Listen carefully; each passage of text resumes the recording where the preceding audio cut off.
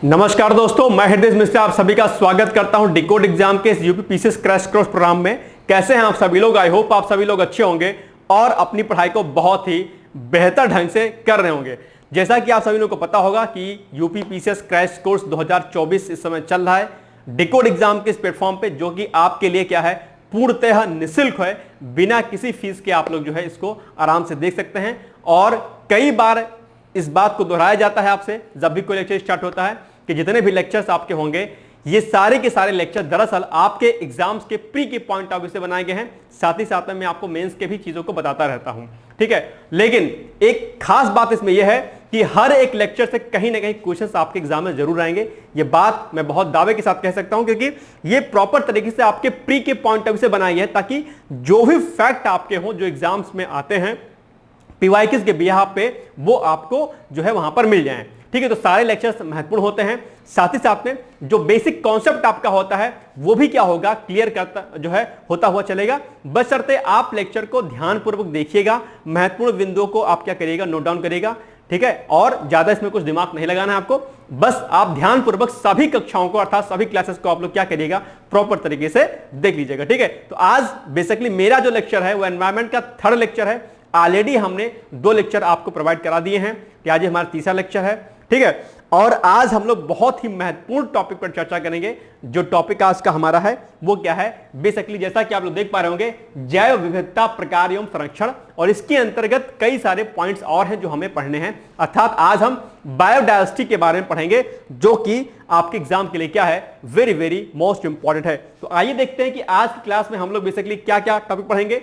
हम लोग पढ़ेंगे क्या है जैव विविधता, अर्थात जिसको हम लोग बायोडायवर्सिटी कहते हैं। इसके अलावा जैव विविधता का मापन कैसे किया जाता है, मेजरमेंट कैसे किया जाता है, ठीक है। इसके अलावा जैव विविधता का प्रकार क्या होता है वो भी पढ़ेंगे। आप चाहें तो इसमें प्लस प्रकार कर लीजिए, ठीक है, यानी कि टाइप्स कर लीजिए।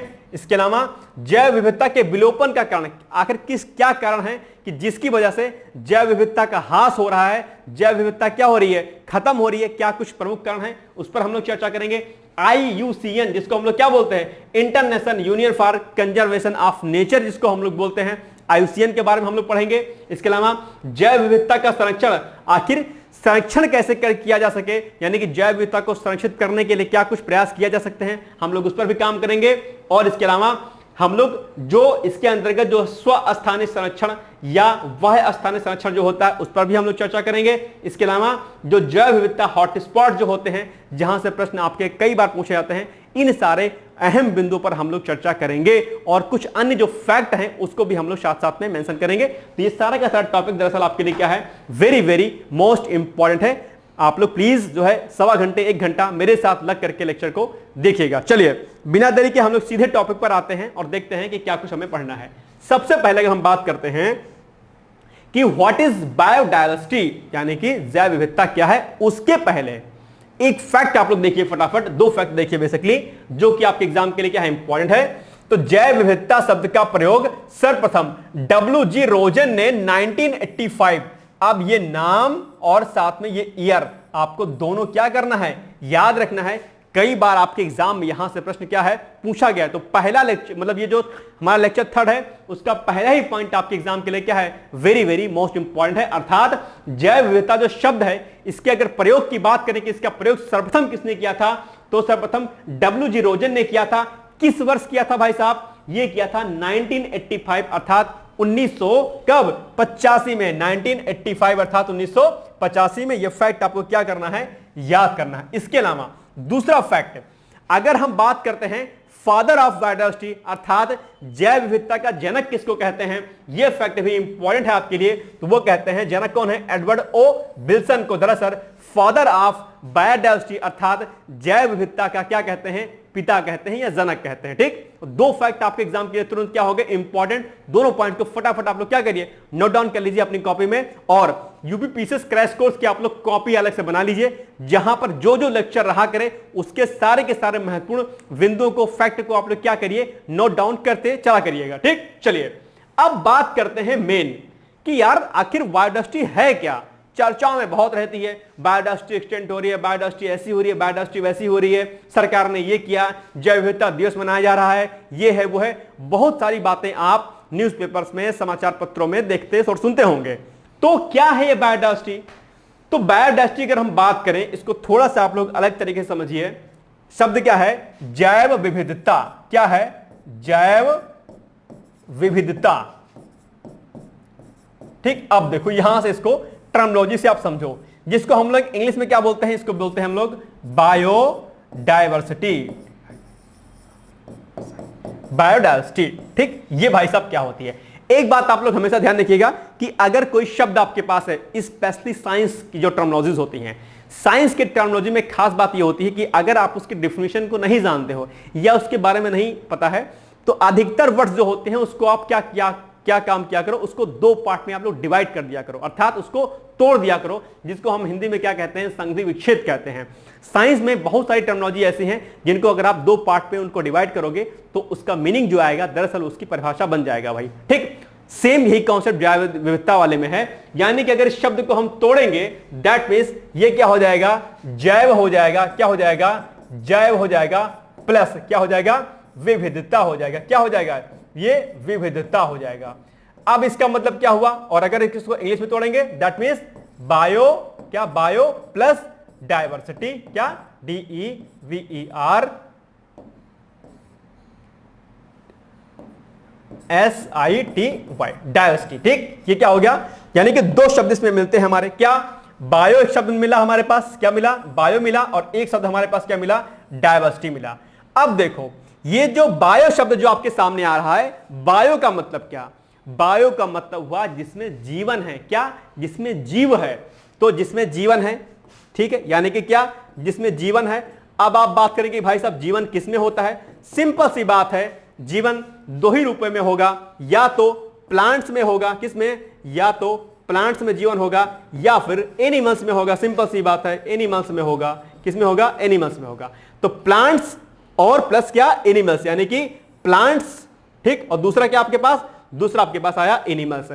तो बायो का मतलब क्या? जिसमें जीवन है। जीवन किसमें है भाई साहब? प्लांट्स में होगा और एनिमल्स में होगा। तो बायो का अर्थ तो निकल आया कि बायो का मतलब क्या? जिसमें जीवन। जीवन किसमें? प्लांट में, एनिमल्स में। प्लस क्या है? इसके अलावा क्या लगा हुआ है? यहां पर आपके सामने लगा हुआ है टिक, क्या?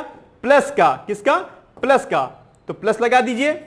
और फिर क्या है? डायवर्सिटी। डायवर्सिटी का मतलब क्या होता है? डायवर्सिटी का मतलब होता है, हिंदी में इसको बोलते हैं विविधता, अर्थात विभिन्न प्रकार की, क्या? विभिन्न प्रकार की, अलग अलग प्रकार की डायवर्सिटी है। ठीक है, तो इसको क्या बोलेंगे? इसको बोलेंगे हम लोग विविधता, या विभिन्न प्रकार के बोल दीजिए, या विभिन्न प्रकार के बोल दीजिए आप इसको। ठीक है, विभिन्न प्रकार के। तो अब अगर परिभाषा अगर हम निकालेंगे तो बायो प्लस डायवर्सिटी अर्थात जैव प्लस विविधता। जैव का मतलब क्या? जीवन। जीवन किसमें भाई साहब? जीवन जीव जंतुओं में, पौधों में, यानी कि विविधता किसकी? तो कहेंगे कि प्लांट्स और एनिमल्स की जो डाइवर्सिफिकेशन है, जो विविधता है, जो विभिन्न प्रकार की जो अलग अलग चीजें इसमें पाई जाती हैं, उसी को क्या कहते हैं? जैव विविधता कहते हैं। अर्थात जीव जंतु जो अलग अलग प्रकार के पाए जाते हैं इस पूरे पर्यावरण में, उसी को हम लोग क्या कहते हैं? जैव विविधता अर्थात बायोडायवर्सिटी कहते हैं। अगर यहां पर नॉन लिविंग होता, नॉन लिविंग क्या होता? अगर यहां पर होगा नॉन लिविंग अर्थात अजैव। बायो का मतलब होता है जैविक पदार्थ जिनमें जीवन होता है। अगर यहां पर होता क्या होता? अगर यहां पर बायो नहीं होता, यहां पर अगर, इसका मतलब क्या होगा? Living organism. क्या? बायो का मतलब लिविंग ऑर्गेनिज्म। और अगर बायो शब्द नहीं होता अर्थात अजैव होता, ठीक है, ठीक है, अबायोटिक कंपोनेंट अगर होता तो उसमें जो है निर्जीव चीजें आती। ठीक है, चलो तो डिफिनेशन अगर हम लोग सीधे तौर पर समझे जो कि आपके सामने दी गई थी, तो उसका मतलब क्या होगा कि जैव विविधता का तात्पर्य है जीव जंतुओं, क्या? जीव जंतुओं में पाई जाने वाली विभिन्नता, विषमता और पारिस्थितिकी जटिलता से है। अर्थात डाइवर्सिफिकेशन उसमें कई प्रकार से होगा। सिंपल सी बात है, लेकिन आसान भाषा में हमने आपको ये समझाया कि दरअसल जो जीव जंतुओं में जो विविधता होती है वही क्या होती है? वही होती है आपकी जैव विविधता। अर्थात अगर इसको थोड़ा सा साइंटिफिकली, अर्थात इसको थोड़ा सा हम वैज्ञानिक तरीके से बोले तो कहेंगे हम लोग, क्या कहेंगे कि जीव जंतुओं में पाए जाने वाली जो विभिन्नता होती है, जो हमने आपको बताया विभिन्नता या विविधता या विषमता जो उसमें होती है, या फिर जो पारिस्थितिकी जो जटिलता होती है, उसी से संबंध किसका है? जैव विविधता से है। तो अगर आपको एग्जाम में डेफिनेशन लिखनी होगी तो इससे ये लिखिएगा, और समझना होगा तो जो मैंने समझाया है उससे समझिएगा। इतना सा कॉन्सेप्ट है बस। ठीक, बाकी जो फैक्ट हमने जो ऊपर आपको गिनाए यानी कि जो पढ़ा है उसको आप लोग रेडी कर लीजिएगा। ठीक, चलिए आगे बढ़ते हैं हम लोग। अब देखो ये क्या है कि अब हमें दरअसल इसे 3 स्तरों में क्या किया गया है, विभाजित किया गया है। ठीक है, यानी कि इसको 3 स्तरों में हमने डिवाइड किया है। कौन कौन से स्तर हैं ये आपके एग्जाम में कई बार क्या होता है, पूछ लिया जाता है। तो ये आपके लिए क्या है, फैक्ट है कुछ और इंपॉर्टेंट है। इसको हम लोग थोड़ा सा समझने का प्रयास करते हैं कि बेसिकली ये क्या कुछ है इसमें। तो पहले पॉइंट पे दिया गया है आनुवंशिक विविधता, यानी कि जिसको हम लोग क्या बोलते हैं, जेनेटिक डाइवर्सिटी बोलते हैं। दूसरे को हम लोग क्या बोलेंगे, स्पीशीज डाइवर्सिटी बोलेंगे। और तीसरे को क्या बोलेंगे, तीसरे को बोलेंगे हम लोग कम्युनिटी या फिर इकोसिस्टम डाइवर्सिटी। अब ये तीनों क्या क्या होते हैं, अलग अलग इसमें क्या क्या चीजें होती हैं, इसको हम लोग थोड़ा सा इमेज के माध्यम से समझने का प्रयास करते हैं कि दरअसल ये जो तीनों जो डाइवर्सिटी हैं, जो तीन जो इसके स्तर हैं, ये तीनों स्तर क्या क्या हैं, इसमें क्या क्या कुछ चीजें होती हैं, इसको हम लोग समझेंगे। उसके पहले मैं आपको कुछ एक फैक्ट और समझा देता हूं जो कि आपके एग्जाम में क्या होता है, पूछा जाता है। ठीक है, यानी कि इन स्तरों पर हम लोग चर्चा भी करेंगे, लेकिन इसके पहले जैव विविधता से जुड़े कुछ एक कॉन्सेप्ट हैं जो अक्सर आपके एग्जाम में पूछे जाते हैं और वो आपको पता होना क्या है, जरूरी है। चलिए बात करते हैं सबसे पहले हम लोग, ठीक, किस पे, जो जैव विविधता होती है। ठीक, क्या जो जैव विविधता आपकी होती है, इसको इंग्लिश में लिख देते हैं, बायोडायवर्सिटी लिखिए इसको। थोड़ा सा इंग्लिश कॉन्सेप्ट भी आपको पता होना चाहिए, बायोडायवर्सिटी। ठीक है, बायोडायवर्सिटी ये जो है क्या होती है, बेसिकली एक प्रश्न आपके एग्जाम में पूछा जाता है। क्या पूछा जाता है, देखो यानी कि जैव विविधता कहां कहां पर बढ़ती है, कहां कहां पर घटती है, कौन कौन से वो एरिया हैं जहां पर क्या होता है, जैव विविधता बढ़ती है। तो एक बात हम लोग हमेशा ध्यान रखिएगा कि बायोडायवर्सिटी वहीं पर रिच होगी जहां पर 2 कंडीशन बनेगी। कहां कहां पर जैव विविधता अच्छी होगी, एक जहां पर क्या होगी, गर्मी होगी अच्छी, क्या होगी, जहां पर गर्मी होगी, यानी कि जहां पर क्या होगा, तापमान ज्यादा होगा। ठीक, एक बात। दूसरी कंडीशन क्या बनेगी, इसको सही से लिख देते हैं, यानी कि जहां पर क्या होगा, गर्मी का क्षेत्र होगा, अर्थात जहां पर तापमान क्या होगा, ज्यादा होगा, यहां पर टेंपरेचर क्या होगा, ज्यादा होगा। एक बात, ठीक। दूसरा, जहां पर वर्षा होगी, वर्षा की मात्रा क्या होगी, ज्यादा होगी। ये 2 कंडीशन जहां पर बनेंगे वहां की जो बायोडायवर्सिटी होगी भाई साहब क्या होगी, रिच होगी, अर्थात वहां पर बायोडायवर्सिटी क्या होगी, ज्यादा होगी, क्या होगी, ज्यादा होगी, जिसको हम लोग क्या बोलेंगे, रिच बोलेंगे। इस कंडीशन में बायोडायवर्सिटी क्या होगी, RICH, रिच होगी, यानी कि वहां पर अच्छी होगी। तो अब आप सोचो कि वैश्विक स्तर पर बायोडायवर्सिटी कहां पर ज्यादा होगी, तो वह क्षेत्र वैश्विक स्तर पर जहां पर बारिश की मात्रा अधिक होगी और साथ ही साथ में जहां पर गर्मी वाला क्षेत्र होगा वहां पर बायोडायवर्सिटी क्या होगी, रिच होगी। तो इस बिहाफ पे अगर हम वैश्विक स्तर पर अर्थात पृथ्वी के स्तर पर अगर हम बात करें तो क्या होगा, आप इसको थोड़ा सा समझने का प्रयास करिएगा मेरे सामने, जहां से प्रश्न आपके अक्सर एग्जाम में पूछा जाता है। ये हो गई आपकी क्या, पृथ्वी, क्या हो गई, ये हो गई आपकी पृथ्वी। और इस पृथ्वी के बीच में क्या होता है, इस पृथ्वी के बीच में क्या होती है, आपकी इक्वेटर होती है, आपको पता ही होगा, विषुवत रेखा होती है। ठीक, और उसके ऊपर क्या होता है, उसके ऊपर आपका होता है क्या, उसके ऊपर होता है आपका कर्क रेखा। ठीक, और फिर क्या होती है आपकी मकर रेखा होती है। ठीक, अब देखो ये जो बीच का एरिया आपका है, ये वाला इतना एरिया, ठीक, कितना, ये एरिया आपका, ठीक, ये जो एरिया आपका है, ठीक है, ये एरिया, और ये क्या है, पोलर है आपका, अर्थात ये आपका नॉर्थ पोल अर्थात उत्तरी गोलार्ध है, और ये क्या है आपका दक्षिणी गोलार्ध है, क्या है आपका दक्षिणी गोलार्ध है। अब देखो, और ये है आपका क्या, सूरज, ये है आपका सन। ठीक है, सूरज को भाई साहब लाल कर दो, रेड कर दो, नहीं, ये हो गया। अब सनरेज कैसे पड़ेंगी, सनरेज ऐसे पड़ेंगी, देखो जरा, ठीक, ऐसे पड़ेंगे ना। अर्थात अगर आप देखेंगे तो ये जो एरिया आपका होता है, कौन सा वाला, ये जो बेसिकली जो विश्वविद्युतीय प्रदेश जो होता है बेसिकली, ठीक है, ये क्या होता है, तप्त एरिया होता है। क्यों होता है गर्मी वाला प्रदेश, क्योंकि यहां पर सूर्य की जो किरणें होती हैं क्या होती हैं, सीधे पड़ती हैं, पैरेलल पड़ती हैं, अर्थात ये जो क्षेत्र होता है, अर्थात जो विश्वविद्युतीय क्षेत्र होता है, ये जो क्या होता है, ये फिर उष्ण कटिबंधीय क्षेत्र इसको बोलते हैं। अर्थात यहां पर गर्मी की मात्रा अधिक होती है, उष्ण होता है, साथ ही साथ में यहां पर जो प्रेसिपिटेशन होता है, जो वर्षा होती है वो भी होती है। तो अगर आप देखेंगे तो वैश्विक स्तर पर जो भी हॉट स्पॉट हैं वो इन्हीं इलाकों में दरअसल क्या होते हैं, पाए जाते हैं। ठीक, एक बात। दूसरी बात, आपसे अगर ये प्रश्न पूछे कि विषुवत रेखा से क्या, अगर आपसे प्रश्न पूछे कि विषुवत रेखा से ऊपर जाने पर, कहां पर, विषुवत रेखा से ऊपर जाने पर जैव विविधता में वृद्धि होगी या कमी आएगी, तो आप क्या बताएंगे? आप बताएंगे कि विषुवत रेखा से ऊपर जाने पर, अर्थात विषुवत रेखा से ध्रुवों की ऊपर जाने पर या विषुवत रेखा से जो है दक्षिणी पोलर की तरफ, अर्थात जो है साउथ की तरफ अगर जाएंगे, नीचे की तरफ जाएंगे, तो जो डायवर्सिटी होगी क्या होगी, वो कम होगी। कम क्यों होगी? क्योंकि जैसे जैसे ऊपर जाओगे जो गर्मी का एरिया है वो क्या हो जाएगा, कम होता जाएगा, अर्थात बायोडायवर्सिटी वहां पर नहीं होगी। तो क्यों नहीं होगी? क्योंकि जो सूर्य की किरणें हैं वो विषुवतीय रेखा प्रदेश में ज्यादा, अर्थात यहां पर इस एरिया में ज्यादा होगा, तो यहां की बायोडायवर्सिटी रिच होगी। जबकि सूर्य की किरणें जैसे जैसे आप ऊपर जाएंगे, सूर्य की किरणों जो किरणें होती है कैसे पड़ेंगी, तिरछी पड़ेंगी, अर्थात एक लंबा समय यहां पर जो है लगेगा इनको पहुंचने में। अर्थात जो ध्रुवीय क्षेत्र होंगे वो कैसे होंगे, ठंडे होंगे। कैसे होंगे? ध्रुवीय क्षेत्र कैसे होंगे, ठंडे होंगे। और अगर ध्रुवीय क्षेत्र ठंडे हैं, इसका मतलब कि बायोडायवर्सिटी यहां पर रिच नहीं होगी। तो क्या ये कॉन्सेप्ट आपको समझ में नहीं आया?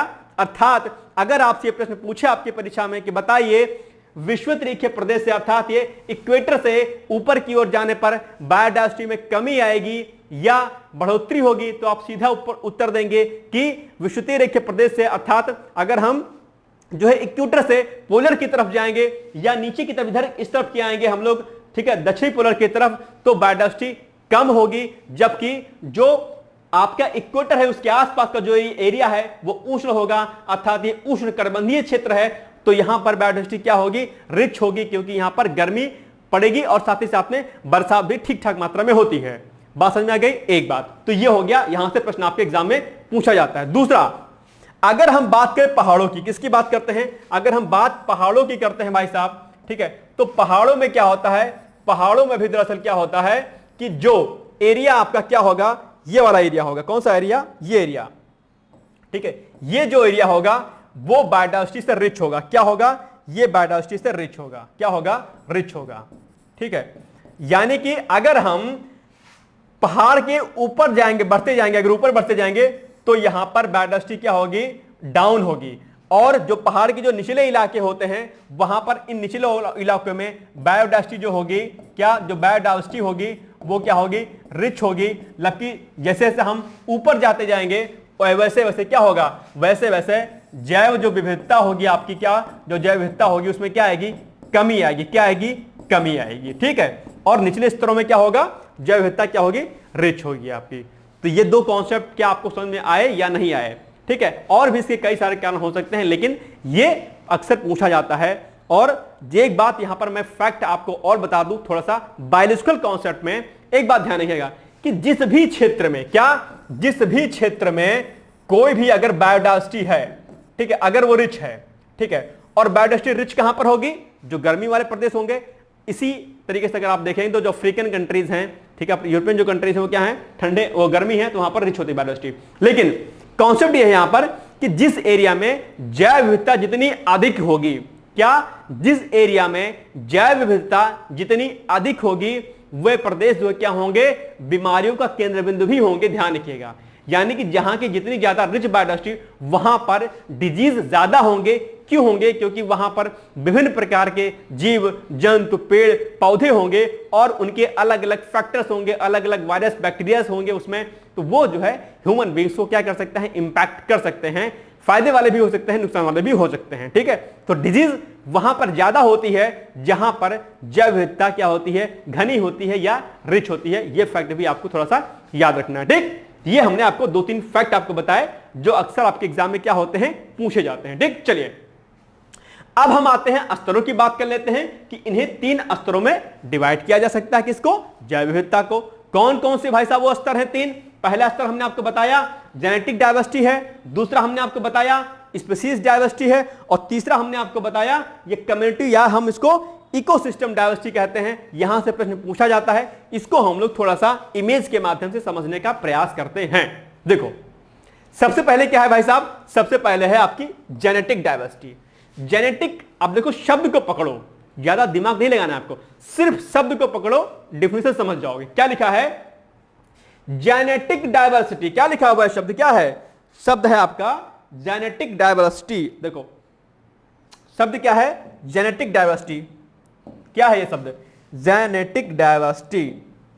ये इसका मतलब क्या हुआ? जेनेटिक के स्तर पर विविधता। सिंपल सी बात है। जेनेटिक मतलब जिसको आनुवंशिकता बोलते हैं, यानी कि जहां पर आनुवंशिक क्या हो? विविधता हो, वही क्या होगी? वही आपकी आनुवंशिक विविधता होगी, अर्थात जेनेटिक डायवर्सिटी होगी। और आनुवंशिक विविधता किसमें? आनुवंशिक विविधता आपके जीव जंतुओं में। तो अगर आप इसको इमेज के माध्यम से समझेंगे तो जैसे एक कोई रैबिट है या कोई मेढक है, इसमें क्या होगा? जीन्स के स्तर पर, क्रोमोसोम के स्तर पर अलग अलग प्रकार के दरअसल क्या होंगे? जो जीव होंगे पाए जाएंगे। जेनेटिक डायवर्सिटी जीन के स्तर पर। अगर ए टाइप का ये फ्रॉग है, क्या अगर ये ए फ्रॉग है, ठीक है, ये अगर ए फ्रॉग है, ये बी है, ये सी है, तो आप देखेंगे क्रोमोसोम्स जो है, जो जेनेटिक स्तर पर जो आपके क्रोमोसोम होंगे वो अलग अलग प्रकार के होंगे। अर्थात एक स्थान पर दरअसल जीवों में जो जीन्स के आधार पर जो डायवर्सिटी होती है उसे ही हम क्या कहेंगे? जेनेटिक डायवर्सिटी कहेंगे, या हम उसे क्या बोलेंगे? आनुवंशिक विविधता भी उसको बोलेंगे। अर्थात जैसे कि फॉर एग्जांपल ए नाम का कोई जंतु है, इधर बी नाम का कोई है, इधर सी नाम का है। ये स्पीसीज तो एक ही है, लेकिन इस एक स्पीसीज में क्या है? इस एक स्पीसीज में जीन्स के स्तर पर क्या है? विभिन्नता है।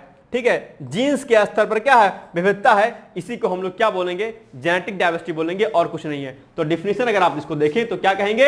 हम लोग कहेंगे कि संगठन के सूक्ष्मतर स्तरों पर भौगोलिक विलग, जिसको हम लोग जियोग्राफिकली सेपरेटेड बोलते हैं, समष्टियों तथा एक ही समष्टि के एकलों के मध्य पाई जाने वाली विभिन्नता आनुवंशिक विविधता कहलाती है।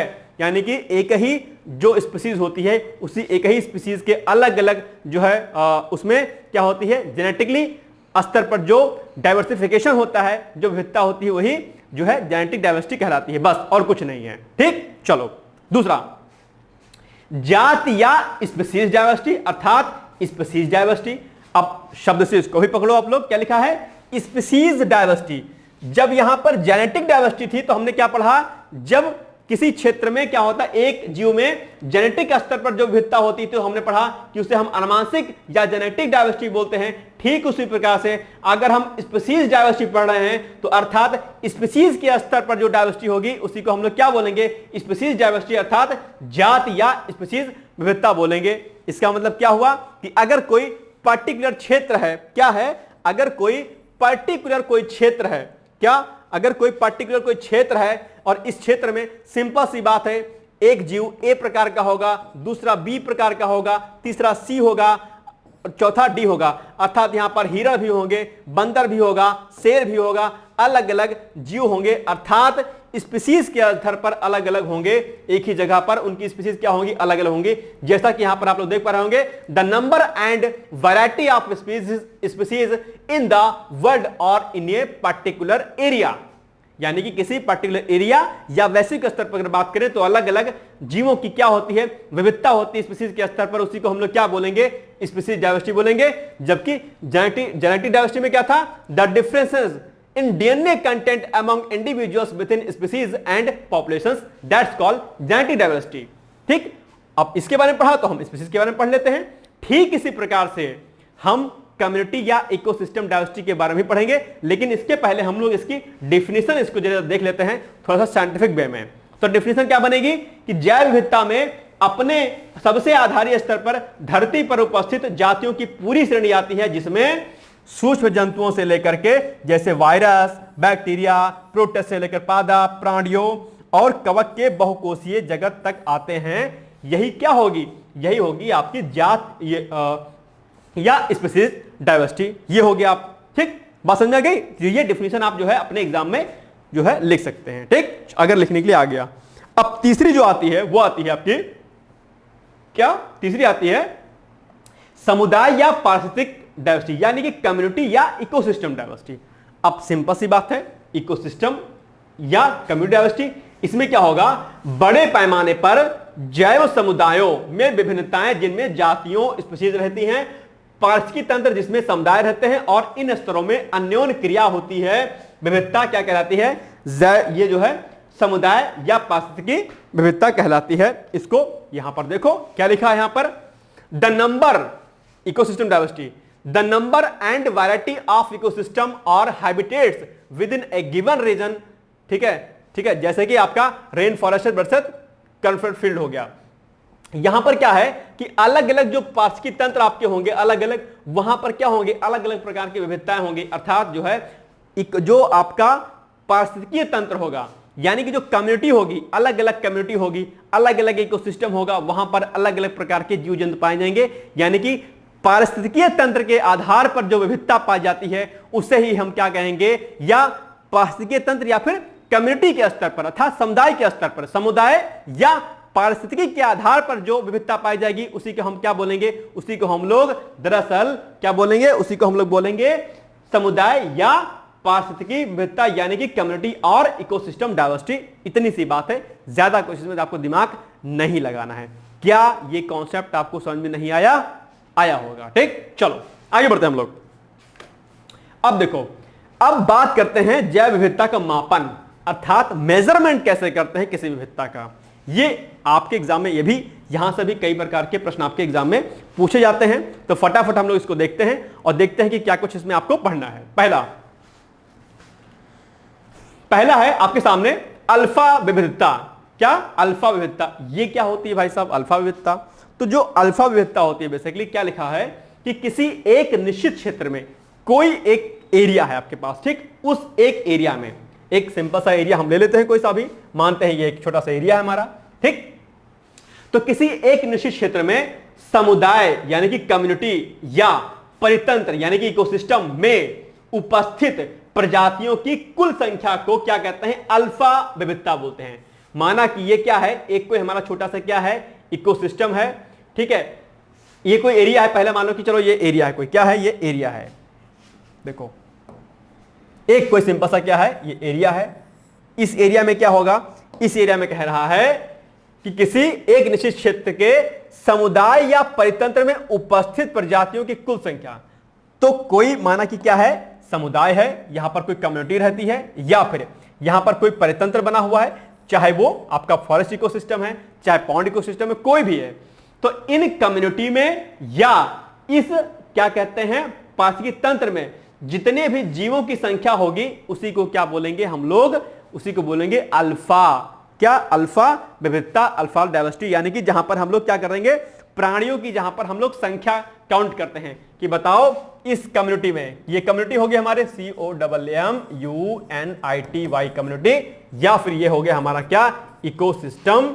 और इस इकोसिस्टम और इसमें इन दोनों में प्रजातियों की कितनी संख्या है, जो टोटल नंबर आएगा, क्या, जो टोटल नंबर आपका आएगा जो टोटल नंबर आपका आएगा वही टोटल नंबर क्या हो जाएगा, वही हो जाएगा आपका क्या, अल्फा डाइवर्सिटी। क्या? अल्फा डाइवर्सिटी, बस और कुछ नहीं है। यानी कि अल्फा डाइवर्सिटी में हम प्राणियों की संख्या को काउंट करते हैं, जीव जंतुओं की संख्या को क्या करते हैं, काउंट करते हैं। इतना सा कॉन्सेप्ट है बस, और कुछ दिमाग नहीं लगाना है। चलिए आगे बढ़ते हैं हम लोग।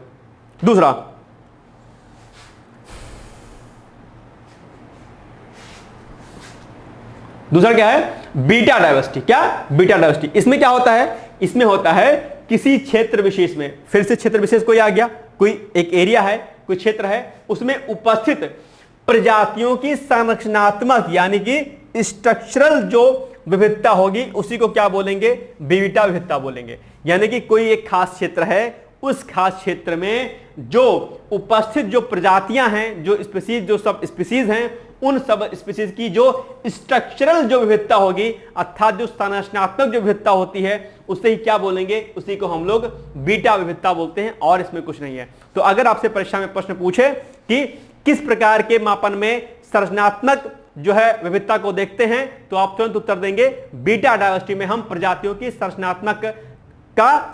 उसकी संरचना का क्या करते हैं, अध्ययन करते हैं, उसी को हम लोग क्या बोलेंगे, बीटा डाइवर्सिटी बोलेंगे, और कुछ नहीं है। किसी खास क्षेत्र में किसी प्रजाति की संरचना के बारे में ज्ञान प्राप्त करना, दैट्स कॉल क्या, बीटा डाइवर्सिटी। बस इतनी सी बात। इसके अलावा गामा डाइवर्सिटी, ठीक है, गामा डाइवर्सिटी को क्या बोलेंगे, गामा डाइवर्सिटी को बोलेंगे हम लोग, अच्छा बीटा को क्या बोलेंगे, ऐसे लिखते हैं बीटा को, ठीक है, बी टाइप का, गामा को ऐसे लिखते हैं, पता ही होगा आपको, ठीक है। तो गामा विविधता क्या होगी कि किसी भौगोलिक क्षेत्र विशेष में, यानी कि एक बड़ा क्षेत्र है, कि एक ज्योग्राफिकल रीजन है आपके पास, ठीक है, तो किसी एक भौगोलिक क्षेत्र विशेष में उपस्थित विविध प्रजातियों के मध्य अलग अलग प्रकार की क्या आपके पास जातियां हैं, प्रजातियां हैं, उन विविध प्रजातियों के मध्य में अंतः जो संबंध होगा अर्थात जो उनके मध्य में जो इंटरेक्शन होगा, उन इंटरेक्शन के बारे में जानकारी प्राप्त करते हैं किसके माध्यम से?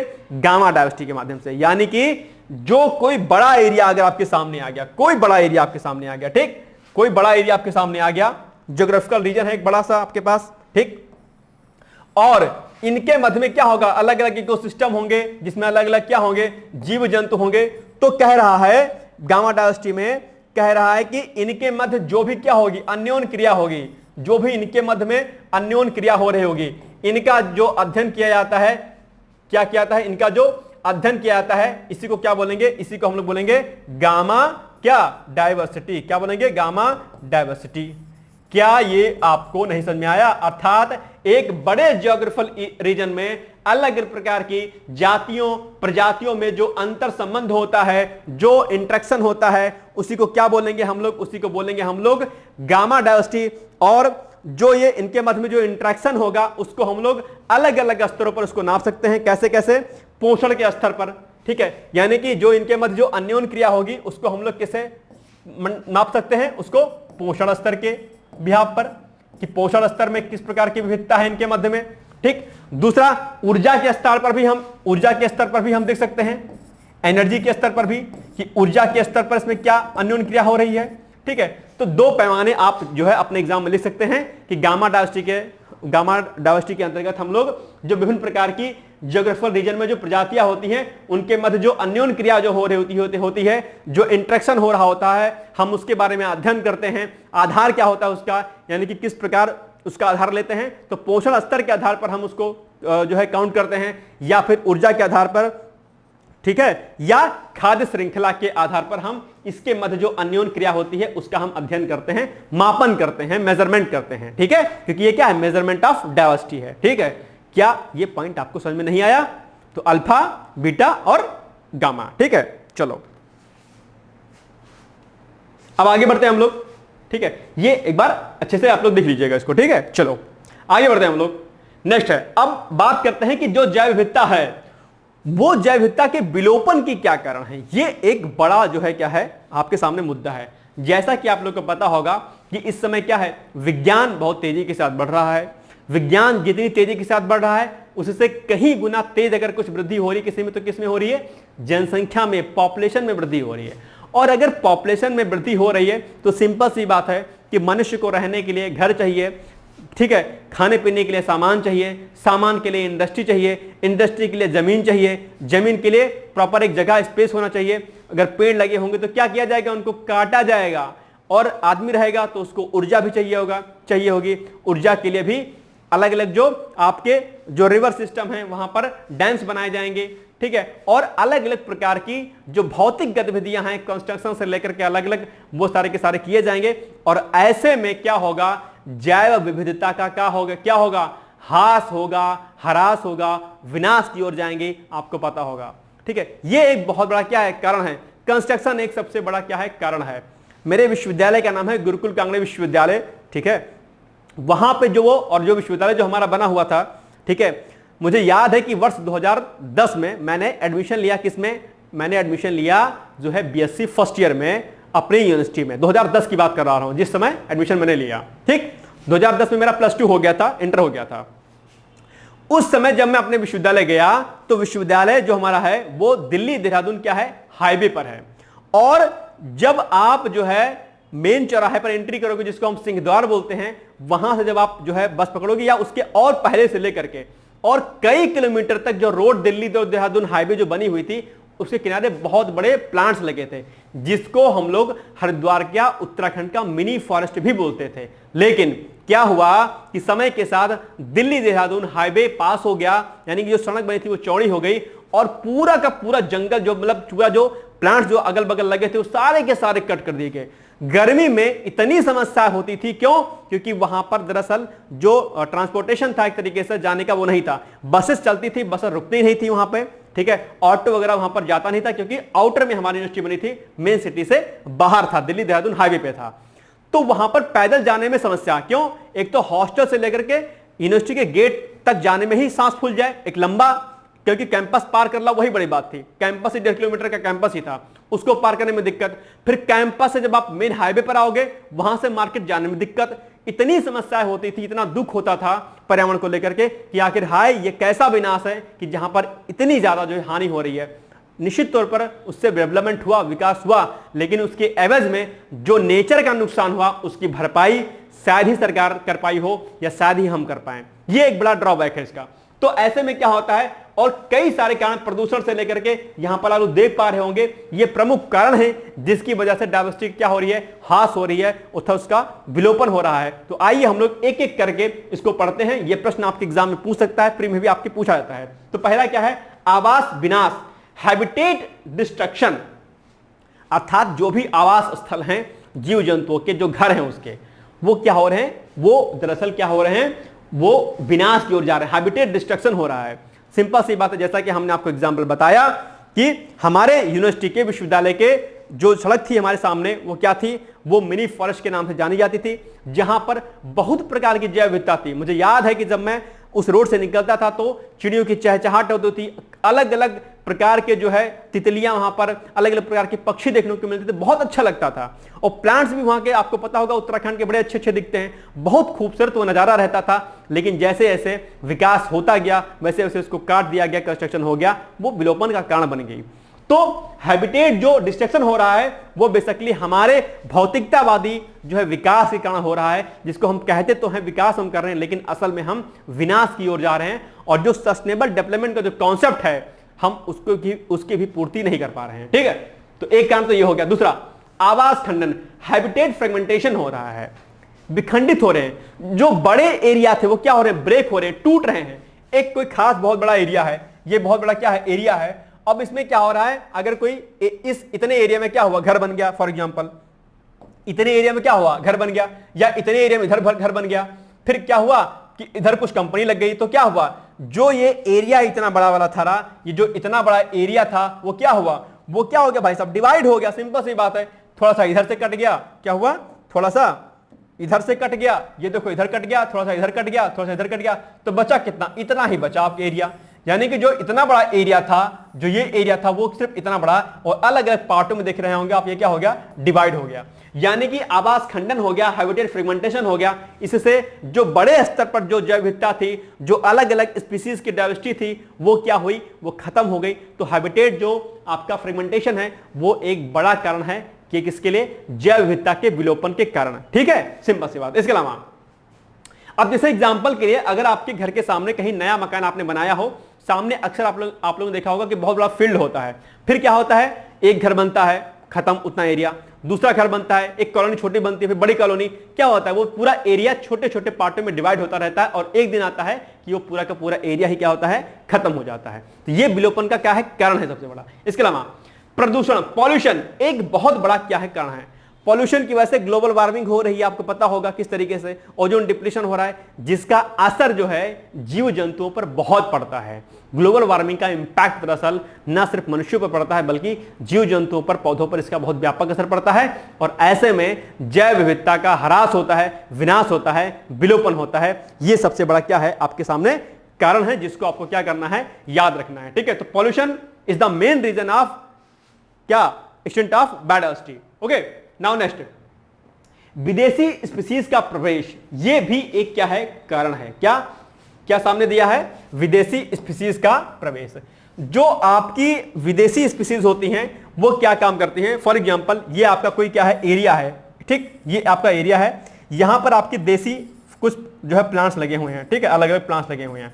अब फॉर एग्जांपल अगर यहां पर कोई बी नाम की क्या हुई है, बी नाम की कोई यहां पर स्पीसीज आ गई विदेशी, अब ये स्पीसीज आ गई विदेशी, कोई यहां पर लग गई, यहां पर विदेशी स्पीसीज आ गई, ठीक है, दो प्लांट्स आ गए विदेशी, यहां पर सारे क्या है, देसी प्लांट लगे हैं, फिर आ गया एक विदेशी प्लांट। ये क्या काम करेगा, इसकी जो ग्रोथ होगी वो क्या होगी, इतनी हाई होगी कि दरअसल ये जो देसी प्लांट्स है इनको ये दबा देगा, ठीक है, इनको गिरा देगा और ये अपना जो है विकास करेगा धीरे धीरे करके, ये यहां करेगा और ये धीरे धीरे फैलता जाएगा। इस पूरी एरिया में क्या करेगा, ये कब्जा करेगा और विदेशी जो प्रजाति होगी धीरे धीरे करके इस पूरी एरिया को कब्जा कर लेगी और जो देसी प्लांट हमारे होंगे, जो भारतीय प्लांट होंगे, वो वहां पर नहीं पनप पाएंगे और पूरी की पूरी डायवर्सिटी क्या होगी, खत्म हो जाएगी।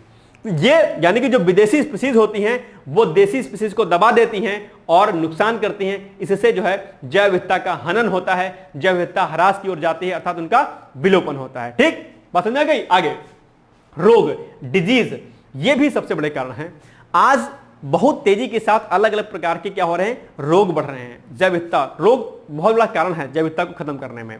ठीक है, तो ऐसी स्थिति में दरअसल ये समस्याएं आ रही हैं। और एक बात और, जो आपका जो क्या कहते हैं, जो मांसाहार है वो भी जो है डायवर्सिटी के लिए हानिकारक कहा जाता है। ठीक है, शाकाहार जो है एक तरीके से जैव विविधता को बढ़ाता है। ठीक है, खैर ये बात की बातें हैं।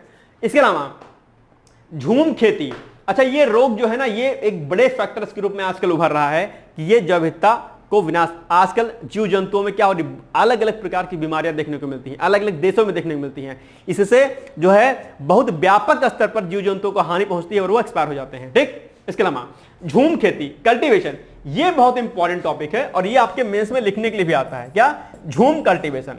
झूम कल्टीवेशन में क्या होता है आप लोगों को बहुत अच्छे से पता होगा। बेसिकली ये आदिवासी लोग करते हैं। वो क्या काम करते हैं, अपने रहने के लिए क्या काम करते हैं, जैसे फॉर एग्जाम्पल ये कोई क्या है, ये जो है आदिवासी लोग हैं। ठीक है, क्या है, ये आदिवासी लोग हैं। अरे भाई साहब इनको अच्छा बना दो थोड़ा सा। ठीक है, ये आदिवासी है कोई, ठीक है, ये आदिवासी है कोई। ठीक है, ये क्या करेंगे, एक जगह पर नहीं रहते हैं, अलग अलग जगह पर रहते हैं ये। तो यहां पर कोई बहुत बड़ा एरिया है, क्या है, एरिया है, एक प्लांट, ये एक फॉरेस्ट, ये है एक फॉरेस्ट, ये एक बहुत बड़ा एरिया है फॉरेस्ट, एक ये है। ये क्या काम करेंगे, ये जाएंगे यहां पर, जाएंगे यहां पर देखेंगे क्या है, फॉरेस्ट है, इसको इसके सारे प्लांट्स को क्या करेंगे, कट कर देंगे। कट करके क्या करेंगे, इसकी जमीन को क्या करेंगे, समतल कर देंगे, बराबर कर देंगे। ये एक इनके पास फिर लैंड एरिया आ जाएगा। यहां पर क्या काम करेंगे, खेती करेंगे। ठीक है, कुछ दिन तक, जब तक इसकी प्रोडक्टिविटी रहेगी, यहां पर खेती करेंगे, खाएंगे पिएंगे, मौज मस्ती करेंगे। फिर इसके बाद क्या होगा, जब इनको लगेगा यार यहां पर खेती प्रचुर मात्रा में नहीं होती है, तो क्या करेंगे, ये फिर जो है आगे बढ़ जाएंगे। यहां पर कोई एरिया मिलेगा, वहां पर भी प्लांट्स को काटेंगे, हटाएंगे सब कुछ, वहां पर खेती करेंगे, फिर आगे बढ़ जाएंगे।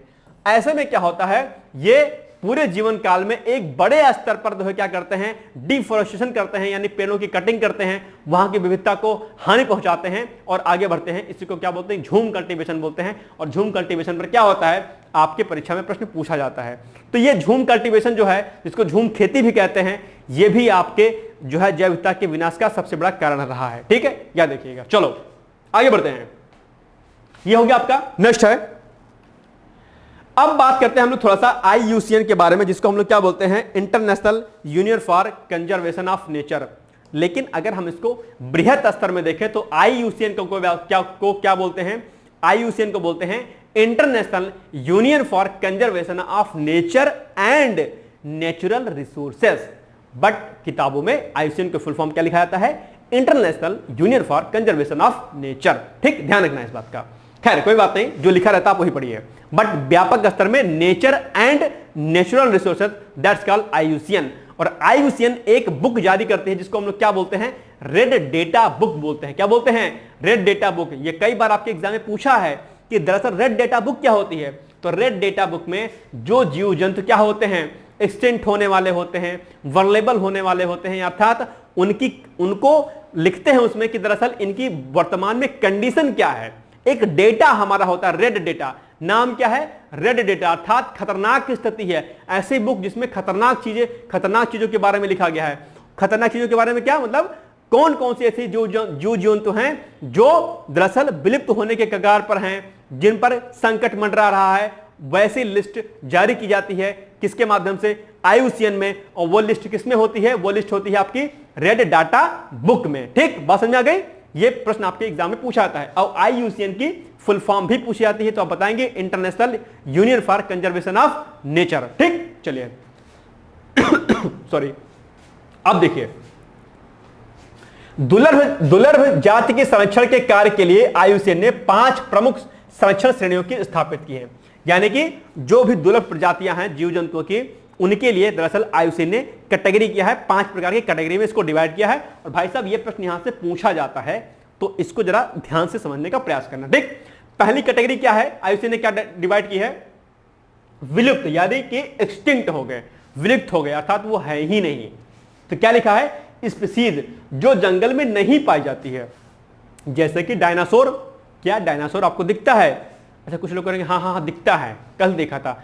कुछ लोग डायनासोर जानते हैं किसको बताते हैं, वो जो चित्तीदार घोड़ा हम लोग पढ़े ना बचपन में, चित्तीदार घोड़ा इसको बोलते हैं जेब्रा। तो कहते वो उसको, कुछ लोग उसको डायनासोर बताते हैं। हमारे यहाँ पर एक मेरी कजिन है, ठीक है, तो वो कहती है कि मामा जी का क्या कहते हैं, ये है क्या कहते हैं डायनासोर। तो मैंने कहा अच्छा ठीक है यही है तुम्हारे लिए। तो अभी भी बहुत सारे लोग जो है डायनासोर उसी को कहते हैं, लेकिन वो डायनासोर नहीं है। डायनासोर दरअसल विलुप्त हो चुका है, जिसकी लंबी गर्दनें होती हैं, ठीक है, आपने देखा होगा किताबों में, जूलॉजी में पढ़ा होगा उसको, ठीक है। तो वो एक्सटिंक्ट हो चुकी है। ऐसे कई सारे जो जीव हैं वो क्या हो गए, एक्सटिंक्ट हो गए, विलुप्त हो चुके हैं। दूसरा संकटापन्न, जिसको हम लोग क्या बोलते हैं, इनडेंजर्ड बोलेंगे। क्या बोलेंगे, इनडेंजर्ड है। इसमें क्या होगा, इसमें होगा स्पीसीज जिनकी निकट भविष्य में विलुप्त होने की अधिक संभावना है, अधिक संभावना है। यानी कि कोई ना, माना कि एक कोई स्पीसीज आपकी क्या है, ए नाम की कोई स्पीसीज है। क्या, ए नाम की कोई स्पीसीज है, ठीक, ए नाम की, और यहां पर क्या है, एक्सटिंक्ट है। यहां पर यानी कि एक्सटिंक्ट, यहां पर क्या है, विलुप्त है ये, ठीक है। तो क्या होगा, हम क्या पढ़ रहे हैं, हम पढ़ रहे हैं इंडेंजर्ड। तो इंडेंजर्ड में क्या होगा कि जो ए स्पीसीज है इसको हम लोग क्या बोलेंगे, इंडेंजर्ड बोलेंगे। क्या बोलेंगे, इंडेंजर्ड बोलेंगे। दैट मीन्स कि ये आने वाले समय में क्या हो सकती है, विलुप्त हो सकती है। आने वाले समय में, समय के साथ क्या हो, समय के साथ ये विलुप्त हो जाएगी, ये खतरनाक की स्थिति में है। इसलिए इस ए नाम की स्पीसीज को कंजर्व करने के लिए, क्या कंजर्व करने के लिए सरकार काम करती रहती है। जैसे कि आपकी प्यारी सी अच्छी सी सुंदर सी कौन सी चिड़िया, गौरैया, इसको इंडेंजर्ड में बेसिकली रखा जाता है, ठीक है। क्योंकि आप देख रहे होंगे जिस तरीके से विकास हो रहा है, जो गौरैया आप जो आपके घरों में अक्सर चहचहाहट के साथ रहती थी, वो क्या है, अब उसकी आवाज आपको सुनने को नहीं मिलती है। कोयल भी इसी फॉर्म में धीरे धीरे करके आ रही है। ऐसे कई सारे जो बर्ड्स हैं वो आपको देखने को नहीं मिल रहे हैं, ठीक है। तो वो स्पीसीज जो इन फ्यूचर अर्थात समय के साथ बहुत ज्यादा खतरे में है, उसे क्या बोलेंगे, उसे बोलेंगे हम इंडेंजर्ड स्पीसीज, यानी कि जो विलुप्त हो सकती हैं बहुत जल्दी, जिन पर खतरा बहुत ही क्या है, डेंजर्ड है। ठीक, बात समझ आ गई, संकटापन्न है वो। दूसरा, तीसरा क्या आ जाएगा आपका, सुवेद्य, यानी कि जिसको हम लोग क्या बोलते हैं, वल्नरेबल भी बोलते हैं। यानी कि स्पीसीज जो निकट भविष्य में संकटापन्न होगी, यानी कि जो निकट भविष्य में क्या हो जाएगी, ये संकटापन्न में आ जाएगी। संकटापन्न में क्या था कि वो स्पीसीज जो फ्यूचर के साथ में विलुप्त होने वाली है, एक बात, लेकिन जो सुवेद्य होती है वो क्या होती है, वह स्पीसीज जो निकट भविष्य में संकटापन्न में आ जाएंगे, यानी कि जो इंडेंजर्ड में आ जाएंगी। और इंडेंजर्ड में आ जाएंगी तो ये वाली भी खतरनाक हो जाएगी। तो ये एक दूसरे से क्या है, एक दूसरे से लिंक कर रही हैं, ठीक। चौथा, रेयर। वो क्या होते हैं, रेयर में क्या होता है, स्पीसीज जो प्रायः सीमित भौगोलिक श्रेणियां या निम्न जनसंख्या घनत्व के कारण व्यक्तिगतों यानी कि इंडिविजुअल्स की कुल संख्या कम हो, अर्थात जो बहुत ही कम संख्या में इंडिविजुअल स्तर पर क्या हो, बहुत ही कम हो, किसी खास क्षेत्र में पाई जाती हो, उन्हें हम लोग क्या बोलेंगे, दुर्लभ बोलेंगे। लेकिन जो प्रश्न आपके एग्जाम में पूछा आता है वो बेसिकली इन तीन से पूछा आता है। विलुप्त से, विलुप्त का मतलब क्या, जो जंगल में बिल्कुल नहीं पाई जाती हैं, खत्म हो गई हैं, दैट्स कॉल्ड एक्सटिंक्ट। संकटापन्न, इसका मतलब वे स्पीसीज जो निकट भविष्य में क्या हो सकती हैं, निकट भविष्य में एक्सटिंक्ट हो सकती हैं, उन्हें हम क्या बोलेंगे, संकटापन्न बोलेंगे। सुवेद्य किसको बोलेंगे, सुवेद्य में वो स्पीसीज जो निकट भविष्य में क्या हो सकती हैं, संकटापन्न हो सकती हैं, दैट्स कॉल्ड सुवेद्य या वल्नरेबल। ये तीन आपके लिए इंपॉर्टेंट हैं। और चौथा क्या, स्पीसीज जो प्रायः सीमित भौगोलिक श्रेणियों में पाई जाती हैं, इंडिविजुअल स्तर पर पाई जाती हैं, उन्हें हम दुर्लभ बोलेंगे। और पांचवा क्या है, अपर्याप्त ज्ञात, यानी कि ऐसी कुछ स्पीसीज हैं जिनके बारे में आपको डिटेल्स जानकारी है ही नहीं। यानी कि आपका ये जो पृथ्वी है, बहुत अरबों खरबों जीव जंतु पाए जाते हैं। आप एक तरीके समझिए कि 8 से 10%, 20% ही जीव जंतुओं के बारे में जानकारी हमारे पास है, बाकी के बारे में हमारे पास जानकारी ही नहीं है। वो एक्सटिंक्ट हो रही हैं, वल्नरेबल हो रही हैं, क्या उन्हें किसी को कुछ नहीं पता है। ये तो उनके बारे में जानकारी दी जाती है जिनके बारे में साइंटिफिक, जिनके बारे में साइंस विज्ञान ने या वैज्ञानिकों ने जिनके बारे में खोज कर रखी है, ठीक है। अभी भी बहुत बड़ी खोज करना बाकी है, हालांकि नेचर को समझ पाना बहुत मुश्किल है, यानी कि परे है बल्कि। ठीक है, तो ये हो गया आपके लिए एग्जाम के लिए, जो कि आपके लिए क्या है, वेरी वेरी मोस्ट इंपॉर्टेंट है। ठीक, चलो आगे बढ़ते हैं हम लोग, इसको आप लोग नोट कर सकते हैं। ठीक है, सारे इंपॉर्टेंट पॉइंट्स आपके। चलो आगे बढ़ते हैं हम लोग। नेक्स्ट है, अब बात करते हैं कि ये जो जैव विविधता है इसको हम संरक्षित कैसे करें, कंजर्व कैसे करें। इसके लिए आपके पास क्या है, दो तरीके हैं जो कि आपके एग्जाम में क्या होते हैं, पूछे जाते हैं, और दोनों ही पॉइंट्स आपके एग्जाम के लिए क्या है, वेरी वेरी मोस्ट इंपॉर्टेंट है। तो अगर हम बायोडायवर्सिटी के कंजर्वेशन की बात करते हैं तो इसके दो तरीके हैं कंजर्व करने के, एक इन सीटू कंजर्वेशन जिसको हम क्या बोलते हैं, स्वस्थानीय परिरक्षण या संरक्षण बोलते हैं। दूसरा हमारा क्या होता है, एक्स सीटू अर्थात जो है जिसको बाह्य स्थानीय परिरक्षण या परास्थानीय परिरक्षण भी बोलते हैं। अर्थात अगर हम इसके बारे में बात करें तो इसको हम लोग क्या बोलेंगे कि जैव विविधता का संरक्षण जो होता है उसके दो तरीके होते हैं। एक को क्या बोलेंगे, एक को बोलेंगे हम लोग इन सीटू कंजर्वेशन। क्या बोलेंगे, इन सीटू कंजर्वेशन। इसको जरा ध्यान से समझना, in situ conservation, in situ conservation. ठीक, और दूसरे को क्या बोलेंगे हम लोग, एक्स सीटू कंजर्वेशन बोलेंगे। क्या बोलेंगे, एक्स सीटू कंजर, CONSERVATION।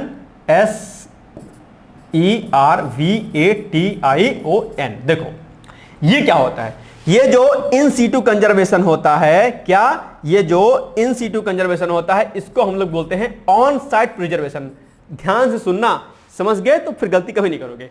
इसको क्या बोलते हैं हम लोग, इसको बोलते हैं on site preservation, on site conservation या प्रिजर्वेशन। ठीक है, आपके आसानी के लिए मैं कंजर्वेशन लिख दे रहा हूं, on site conservation, on site conservation, CONSERVATION, on site preservation. और ये जो एक्स सीटू कंजर्वेशन है इसको हम लोग बोलते हैं ऑफ साइट कंजर्वेशन। क्या बोलेंगे इसको, ऑफ साइट कंजर्वेशन। क्या बोलेंगे इसको, of site conservation, short form में लिख दिया। ठीक, देखो तो अब ये क्या है, ऑन साइट कंजर्वेशन क्या है आपके सामने और ऑफ साइट कंजर्वेशन क्या है, इसको समझो।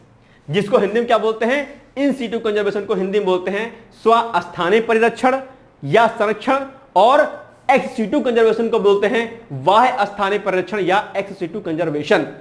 तो और इसको दूसरे लैंग्वेज में क्या बोलेंगे, ऑन साइट कंजर्वेशन और फिर ऑफ साइट कंजर्वेशन।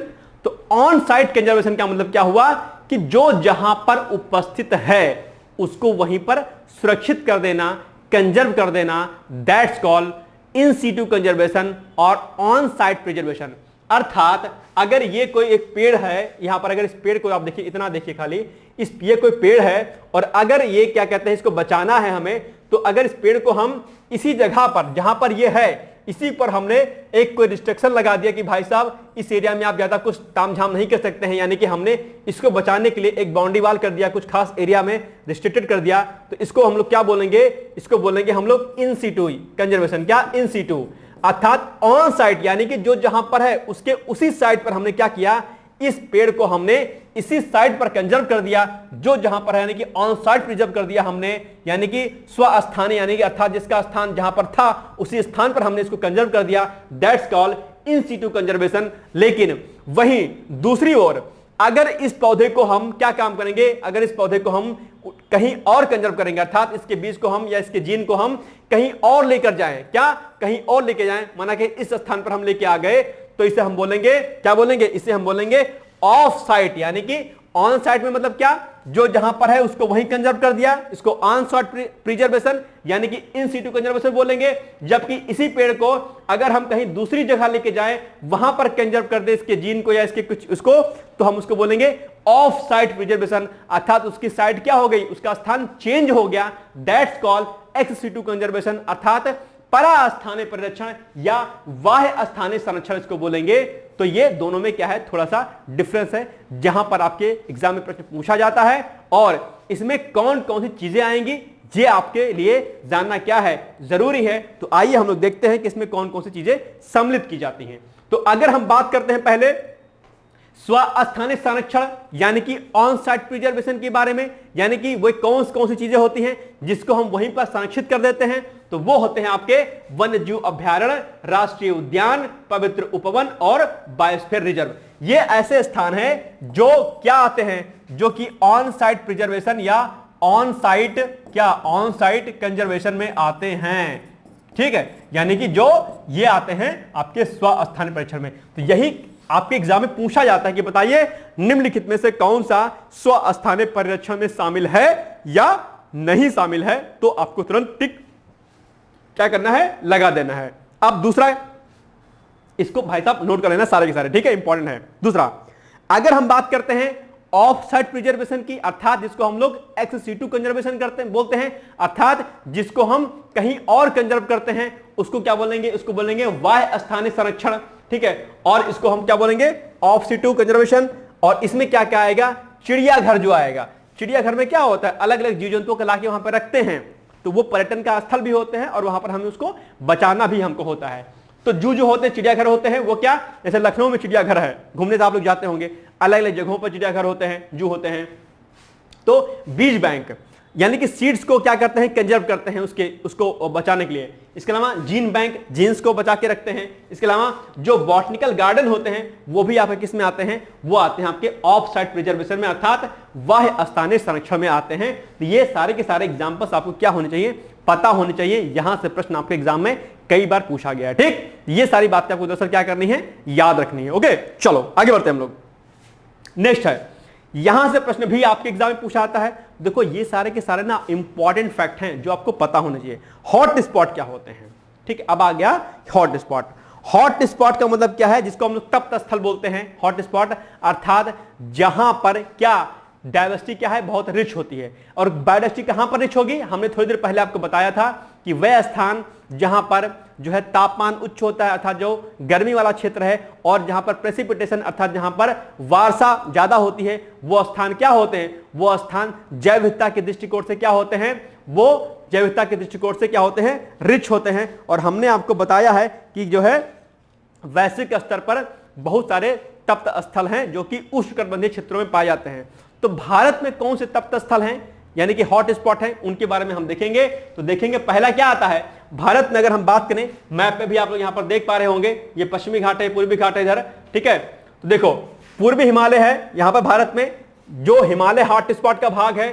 दूसरा पश्चिमी घाट आप लोग देख पा रहे होंगे, ये जो एरिया है आपका, ये पूरा का पूरा क्या है, पश्चिमी घाट है, ठीक है। और पूर्वोत्तर भारत आप देख पा रहे होंगे, पूर्वोत्तर भारत एवं अंडमान जो द्वीप समूह है आपका, अंडमान द्वीप समूह, ठीक है, यानी कि जो इंडो बर्मा और इंडो म्यांमार हॉट स्पॉट का भाग है, प्लस निकोबार द्वीप समूह, सुडालैंड हॉट स्पॉट का जो भाग है, ये सारे के सारे किस में आते हैं, जैव विविधता के हॉट स्पॉट में आते हैं। और ये आपके एग्जाम में भाई साहब पूछा जाता है, तो तुरंत टिक लगाइएगा कि पूर्वी हिमालय, पश्चिमी घाट, पूर्वोत्तर भारत एवं अंडमान द्वीप समूह, प्लस जो निकोबार द्वीप समूह का जो आपका एरिया है, ये के सारे क्या हैं, ये सारे के सारे भारत में हॉट स्पॉट के रूप में आते हैं। और अभी हमने आपको प्रश्न एक कराया था 3-4 दिन पहले, जो डेली मॉर्निंग में जो मेरी क्लास आती है, अगर आप लोग देखते होंगे, नहीं देखते होंगे तो देखना शुरू कर दीजिएगा। वहां पर डेली मॉर्निंग में 8 बजे मैं आपको बहुत सारे करंट अफेयर्स कराता हूं। वहां पर मैं आपको मुख्य परीक्षा के लिए भी प्रश्न देता हूं, प्लस एसए के भी टॉपिक देता हूं, प्लस जो भी स्टैटिक डायनामिक पोर्शन होते हैं उनके बारे में आपको टास्क भी देता हूं। तो वो सेशन आपका लिए बहुत ही इंपॉर्टेंट रहता है, आप लोग चाहें तो उसको डेली मॉर्निंग में देख सकते हैं। हमने आपसे 3-4 दिन पहले करंट में एक प्रश्न बनाया था कि भारत सरकार ने पश्चिमी घाट जो आपका एरिया है, वहां पर कई सारे एरिया को क्या किया है, जो है इको सेंसिटिव जोन के रूप में घोषित किया है। वो कौन कौन से स्टेट थे, कौन कौन से राज्य शामिल थे, वो भी हमने आपको कराया था। वो वीडियो अगर आपने नहीं देखा है, 2-3 दिन पहले के वीडियो को आप लोग देख लीजिएगा, या पीडीएफ फाइल आप लोग जो है टेलीग्राम के माध्यम से जो डाउनलोड कर लीजिएगा, वहां पर प्रश्न आपको मिल जाएगा। तो भारत सरकार ने पश्चिमी घाट के कई सारे एरिया को, एक बड़े वर्ग किलोमीटर तक के क्षेत्र को सेंसिटिव जोन घोषित कर दिया गया है। क्यों? क्योंकि ये हॉट स्पॉट के क्षेत्र हैं, अर्थात यहां पर बायोडायवर्सिटी रिच है, और अगर यहां पर कोई कंस्ट्रक्शन कार्य होगा तो निश्चित तौर पर ये जो पश्चिमी घाट आपका जो है, जो कि बायोडायवर्सिटी से रिच है, वो क्या होगा, वो खत्म हो जाएगा। इसीलिए केंद्र सरकार ने पश्चिमी घाट के एक बड़े वर्ग किलोमीटर तक के क्षेत्र को सेंसिटिव जोन अर्थात एनवायरमेंटल सेंसिटिव जोन के रूप में घोषित कर दिया गया है कि भाई अब यहां पर कोई भी जो अन्य गतिविधियां जो होती है, चाहे खनन हो चाहे कंस्ट्रक्शन हो, वो सब क्या होगा, नहीं होगा। ठीक, तो ये प्रश्न भी हमने आपको कराया था। तो बाकी ये हॉट स्पॉट के जो क्षेत्र हैं ये आप रट लीजिए, आपके एग्जाम में यहां से प्रश्न पूछे जाते हैं। ठीक, चलिए आगे बढ़ते हैं हम लोग। नेक्स्ट है, अब कुछ फैक्ट आपके सामने आते हैं जो कि आपके लिए क्या है, जानना जरूरी है। यहां से प्रश्न क्या होते हैं, अक्सर आपके पूछे जाते हैं। तो ये फैक्ट आप लोग फटाफट क्या करिए, रेडी कर लीजिए। पहला फैक्ट क्या आपके सामने, पहला फैक्ट है कि जो जैव विविधता दिवस होता है 22 मई को, इसको सॉरी मई कर लीजिएगा, ठीक है, ये 22 मई होगा, मई नहीं मई, 22 मई, ठीक है। जैव विविधता दिवस क्या होता है, 22 मई को मनाया जाता है। और ये प्रश्न आपके एग्जाम में कई बार पूछा गया है, बैठे मत रहना, नोट कर लेना, ठीक है। एक कान से सुनोगे, दूसरे से निकाल दोगे, कुछ भी समझ में नहीं आएगा। कलम चलाओगे तो कल्याण होगा, कलम नहीं चलाओगे, सिर्फ पीडीएफ चिल्लाओगे, पीडीएफ दे दो सर जी, कुछ नहीं होगा। मैंने एक दिन करंट अफेयर्स के वीडियो भी मैंने आपको बताया था कि अगर आप स्वयं से मेहनत नहीं करेंगे तो आपका सिलेक्शन नहीं हो सकता है, चाहे कोई भी हो, XYZ इंक्लूडिंग मी, कोई भी हो XYZ। जब तक मेहनत नहीं करोगे, जब तक दमखम नहीं लगाओगे, कोचिंग इंस्टीट्यूट, टीचर आपको मोटिवेट कर सकता है, आपको दिशा दे सकता है, आपको टॉपिक को समझा सकता है, लेकिन उस पर काम करने का जो काम है वो दरअसल आपका होगा। एक बात ध्यान रखिएगा, मैंने परसों नरसों इस बात को दोहराया था, आपको समझाया था कि पीडीएफ पर बहुत ज्यादा आप लोग फोकस मत किया करिए। प्लीज जो कॉन्सेप्ट समझाया जाता है उसको समझा करिए। अगर समझ में आ गई चीजें ना, तो आपको ना रटने की आवश्यकता होगी, ना पढ़ने की आवश्यकता होगी। टीचर की बात अगर आपके दिमाग में चलेगी ना, तो जीवन पर्यंत वो याद रहती है। अक्सर आप लोगों ने अपने पेरेंट्स से चीज सीखा होगा, वो कहते हैं कि हमारे पंडित जी ने, हमारे गुरु जी ने हमको ये बताया था। वो अलग अलग सवाल आपसे पूछते रहते होंगे, ठीक है। हमारे पापा तो हमको खूब प्रश्न पूछते थे, नहीं बता पाओ तो उल्टा टांग के मारते भी थे, ठीक है। तो वो चीजें होती रहती हैं, लेकिन आप क्या करोगे, आप सोचो कि सब कुछ बना बनाए मिल जाए बड़े प्लेटफॉर्म हमारे सामने। भाई साहब, सिलेक्शन नहीं होता है ऐसे। जब तक आप अपनी मेहनत नहीं करोगे ना, अपने दिमाग नहीं लगाओगे, दिमाग नहीं खर्च करोगे ना, नहीं होता है सिलेक्शन। कोचिंग वाले सब कुछ परोस के आपके सामने दे दें, ये किताब, ये पढ़ लो, ये पीडीएफ, ये क्वेश्चन, नहीं होता है सिलेक्शन। जब तक आप अपनी तरफ से एफर्ट नहीं लगाओगे, सिलेक्शन नहीं हो सकता है। खासकर पीसीएस की परीक्षा में तो बिल्कुल नहीं। और आरओ एआरओ वाले भी अभ्यर्थी ध्यान दें कि अगर सिर्फ और सिर्फ कोचिंग इंस्टीट्यूट पर अगर आप डिपेंडेंट रहोगे, सिर्फ और सिर्फ आप जो है पीडीएफ पर डिपेंडेंट रहोगे, सिलेक्शन नहीं होगा। कोचिंग आपको रास्ता दिखा सकती है, आपकी चीजों को आसान बना देती हैं, एक लंबे संघर्ष को कम कर देती हैं। उनकी बातों को सुनो, समझो, उनकी कॉन्सेप्ट को समझो और फिर आप अपनी तरफ से मेहनत करो।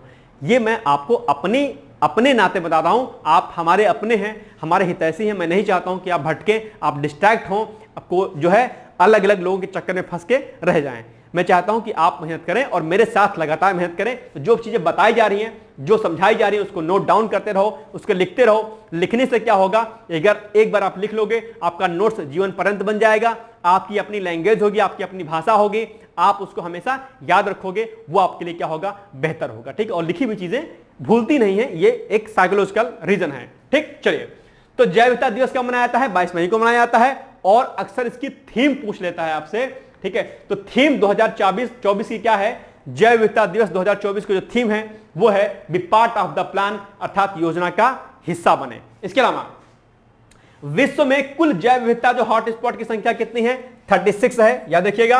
और 36वां जो हॉटस्पॉट है वो क्या है, उत्तरी अमेरिका के तटीय मैदान है, जिसमें से 4 जो है आपके सामने हमने भी बताया। इसके अलावा एक फैक्ट और पूछा जाता है, विश्व आर्द्र भूमि दिवस। विश्व आर्द्र भूमि क्या होते हैं, अर्थात जो वेटलैंड्स होते हैं वो क्या होते हैं, वो मैंने आज आपको नहीं बताया, लेकिन मैं आपको जस्ट बता दे रहा हूं। तो आर्द्र भूमियां जो होती हैं, जिसको हम लोग दलदली भूमि कहते हैं, जिसको वेटलैंड कहते हैं, वो भी क्या होते हैं, वो भी जैव विविधता के दृष्टिकोण से क्या होते हैं। कोई भी दलदली भूमि है, क्या कोई भी क्या है आपकी दलदली भूमि है, ठीक है। माना कि ये कोई एरिया है जो क्या है, बहुत ही क्या है, दलदला है, यानी कि सॉरी दलदली है, जिसको क्या बोलेंगे, वेटलैंड बोलेंगे। इसको क्या बोलेंगे, वेटलैंड बोलेंगे, ठीक है। और ये जो वेटलैंड होते हैं बेसिकली, ये आपके डाइवर्सिटी, जो इसमें डाइवर्सिटी होगी वो यहाँ की क्या होती है, रिच होती है। क्या होती है, रिच होती है। तो जितने भी बायोडाइवर्सिटी जो होती हैं वो वेटलैंड्स वाली एरिया में क्या होती हैं, बहुत ज्यादा रिच होती हैं। इसीलिए अलग अलग वेटलैंड्स को भी संरक्षित करने का प्रयास सरकार के द्वारा किया जाता है। और अक्सर आपके एग्जाम में कौन सा वेटलैंड कहां पर पाया जाता है, वो प्रश्न भी आपके एग्जाम में पूछा जाता है, तो आपको ध्यान रखना है, ठीक। चलिए आगे बढ़ते हैं। तो विश्व आर्द्र भूमि जो दिवस होता है वो 2 फरवरी को मनाया जाता है। कब मनाया जाता है, 2 फरवरी को। और यह प्रश्न भी आपके एग्जाम में कई बार पूछा गया है कि बताओ भाई साहब कि जो विश्व आर्द्र भूमि दिवस होता है वो कब मनाया जाता है। तुरंत आपको उत्तर देना है, 2 फरवरी को मनाया जाता है।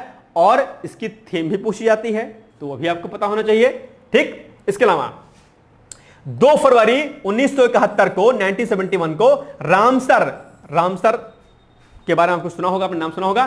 तो रामसर सम्मेलन के बारे में आपने सुना होगा।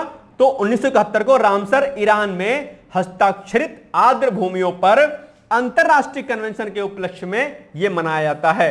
ठीक है, वर्ष 2024 में इस दिवस की, किस दिवस की, विश्व आर्द्र भूमि दिवस की थीम क्या है, वेटलैंड्स एंड ह्यूमन वेलबींग। ठीक है, ये क्या है, इस वर्ष की क्या है, थीम है, ये दोनों थीम यानी कि जैव विविधता दिवस की थीम, ये भी आपको याद रखनी है, और जो आर्द्र भूमि जो है यानी कि विश्व आर्द्र भूमि दिवस 2024 की जो थीम है वो भी आपको याद रखनी है। और आर्द्र भूमियां क्या होती हैं, आर्द्र भूमियां जैव विविधता के दृष्टिकोण से क्या होती हैं, रिच होती हैं, यानी कि वहां पर जैव विविधता ज्यादा पाई जाती है। ठीक है, कौन कौन से वेटलैंड कहां कहां पर पाए जाते हैं वो आपको पता होना चाहिए। ठीक है, चलिए अब एक दो फैक्ट और देख लेते हैं। एक फैक्ट क्या आपके बारे में, राष्ट्रीय पार्क के बारे में। राष्ट्रीय पार्क के बारे में आपसे कई बार क्वेश्चन पूछता है, और आप लोग एक जो है राष्ट्रीय पार्क की लिस्ट निकाल लीजिए कि कौन कौन सा राष्ट्रीय पार्क कहां कहां पर अवस्थित है। यह प्रश्न आपके एग्जाम में कई बार क्या होता है, पूछा जाता है। सारे के सारे मैं यहां पर राष्ट्रीय पार्क नहीं करा सकता हूं क्योंकि लंबी लिस्ट हो जाएगी। आप लोग जो है कोई भी बुक अगर आपकी होगी तो जो फेमस जो राष्ट्रीय पार्क हैं या जो अभी हाल फिलहाल में चर्चाओं में है, जो अभ्यारण्य हैं, जो वाइल्ड लाइफ जो सेंचुरीज हैं, जो बायोस्फीयर रिजर्व हैं, नेशनल पार्क हैं, जूज हैं, वो सारे के सारे आप लोग एक बार लिस्ट निकाल के देख लीजिएगा उसको। ठीक है, जो भी आपके पास किताब होगी, परीक्षा वाणी की होगी या जिसकी भी होगी। ठीक है, चलो तो राष्ट्रीय पार्क के बारे में दो तीन पॉइंट हम लोग देखते हैं। तो राष्ट्रीय पार्क के अंतर्गत घोषित किए गए क्षेत्र में पौधों एवं जंतुओं को क्या किया जाता है, संग्रहित करने, उनको हानि पहुंचाने, चराई एवं वन्य जीव जंतु के आवास के अतिक्रमण पर क्या होता है, प्रतिबंध होता है। ठीक, सामान्यतः राष्ट्रीय उद्यान के अंदर किसी भी मानव गतिविधि की अनुमति क्या होती है, नहीं दी जाती है। यह आपको फैक्ट याद रखना है। इसके अलावा एक फैक्ट और देखिए कि जिम कॉर्बेट 1936 में बना भारत का पहला राष्ट्रीय उद्यान है। यह फैक्ट आपके एग्जाम में कई बार पूछा गया है, तो इसको आपको क्या करना है, याद कर लेना है। यानी कि अगर आपसे पूछे कि भारत में पहला राष्ट्रीय उद्यान कौन था तो बताइएगा जिम कॉर्बेट, और कहां पर है ये है उत्तराखंड में, किस वर्ष में, 1936 में। ठीक, याद रहेगा। चलो आगे बढ़ते हैं। अब एक फैक्ट और देखिए, यहां पर एक फैक्ट है कि वन्य जीव अभ्यारण्य जो वाइल्ड लाइफ सेंचुरीज होती हैं, इसके अंतर्गत, इसमें दो बार हो गया, इसमें बिना अनुमति के शिकार करना क्या है, मना है, लेकिन चराई और पशुओं का आना जाना क्या होता है, नियमित होता रहता है। अभयारण्य में मानवीय क्रियाकलापों की अनुमति क्या होती है, नहीं होती है। यह है आपका वाइल्ड लाइफ सेंचुरी के बारे में फैक्ट है। तो दो फैक्ट हमने पढ़े खासकर इसके बारे में, नेशनल पार्क के बारे में और वाइल्ड लाइफ सेंचुरी, जिसको हम लोग वन्य जीव अभ्यारण्य भी बोलते हैं। और मैंने आपको कहा है कि आप national park, wild life sanctuaries, ठीक है, टाइगर रिजर्व, इनकी लिस्ट आप लोग निकाल लीजिएगा, पढ़ लीजिएगा। बाकी अगर समय रहेगा क्लासेस में तो हम लोग अंत में, अंतिम क्लास में एक बार लिस्ट इंपॉर्टेंट की करा देंगे। बाकी आप चाहें तो पीवाईक्यूज के आधार पर उसको अगर कर लेंगे तो भी आपका हो जाएगा, या जो चर्चा में अभी हाल फिलहाल में नेशनल पार्क रहे होंगे उनके बारे में आप लोग पढ़ लीजिएगा, वो आ जाएंगे। अच्छा, नेशनल पार्क से एक प्रश्न और बनता है कि कोई पर्टिकुलर नेशनल पार्क है, उस नेशनल पार्क से कौन सी नदी होकर के बहती है। ये आजकल ट्रेंड में है क्वेश्चन पूछने में। तो अक्सर जब आप कोई नेशनल पार्क पढ़िएगा जो फेमस हैं, तो उस नेशनल पार्क से कौन सी नदी होकर बहती है, ये भी आपको दरअसल क्या करना है, याद कर लेना है। ये आजकल ट्रेंड में चल रहा है क्वेश्चन। पीसीएस जो है क्या कमीशन यानी कि इस प्रकार के प्रश्नों को अक्सर पूछ रहा है आपसे आजकल। ठीक है, चलिए तो ये हो गया आज का हमारा एनवायरनमेंट का थर्ड लेक्चर कंप्लीट हुआ। फोर्थ लेक्चर पर हम लोग एंट्री करेंगे। फोर्थ लेक्चर में हम लोग दरअसल I think ozone depletion, global warming और दो तीन चीजें और पढ़ेंगे जो कि आपके एग्जाम के लिए क्या है, इंपॉर्टेंट है। तो चौथे लेक्चर में हम लोग आई थिंक यही पढ़ेंगे, ओजोन डिप्लीशन वगैरह के बारे में। आई होप आपको ये वीडियो अच्छा लगा होगा। प्लीज वीडियो को शेयर कर दीजिएगा, ज्यादा से ज्यादा लाइक कर दीजिएगा। आपको कैसा वीडियो लगा ये भी आप कमेंट करके मुझे बता सकते हैं। दूसरी महत्वपूर्ण बात यह भी बता दूं कि मेरे द्वारा डेली मॉर्निंग में 8 AM पर जो है करंट अफेयर्स का वीडियो कराया जाता है, करंट अफेयर्स के क्वेश्चंस कराए जाते हैं जो कि आपके एग्जाम्स के लिए क्या होते हैं, महत्वपूर्ण होते हैं। प्लीज आप उस वीडियो को जरूर देखा करिएगा। बाकी वीडियो को शेयर कर दीजिएगा। मिलेंगे अगली क्लास में, तब तक आप लोग पढ़ते रहिए, मस्त रहिए, व्यस्त रहिए। मेरी तरफ से आप सभी लोगों को बहुत सारी शुभकामनाएं हैं। All the best. Thank you so much. Bye bye, take care.